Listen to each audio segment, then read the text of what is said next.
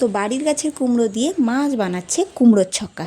তো কিভাবে কুমড়োর ছক্কা বানাচ্ছে আগে ওই রেসিপিটা ঝটপট দেখে নাও তোমরা।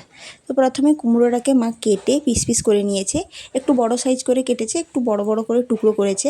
আর আলুটাকে ছাড়িয়ে মাঝখান থেকে দুফালি করে নিয়েছে।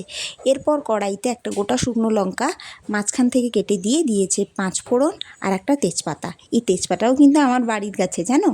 এরপর ওই আলুগুলোকে দিয়ে ভালো করে নেড়ে নিয়েছে। একটু নেড়ে নেওয়ার পর তারপরে তাতে দিয়েছে পরিমাণ মতো লবণ আর হলুদ গুঁড়ো, লবণ দিয়ে ভালো করে নাড়াচাড়া করে নেওয়ার পর দিয়েছে বেশ কিছুটা আদা বাটা, আর কুমড়োটা যে কেটে রাখা ছিল ওই কুমড়োটা দিয়ে দিয়েছে।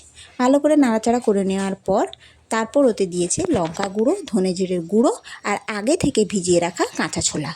এরপর বেশ কিছুক্ষণের জন্য ঢাকনা দিয়ে দিতে হবে। ঢাকনা খুলে আবার ভালো করে নাড়াচাড়া করে নিয়ে দিয়ে দিতে হবে পরিমাণ মতো জল এবং সামান্য পরিমাণ চিনি। এরপর ঢাকনা খুলে ভালো করে একটু ফুটে গেলে আগে থেকে কুড়িয়ে রাখা নারকেল এবং নামানোর আগে অবশ্যই একটু পরিমাণ ঘি দিয়ে ভালো করে নাড়াচাড়া করে নামিয়ে নিলেই রেডি কুমড়োর ছক্কা।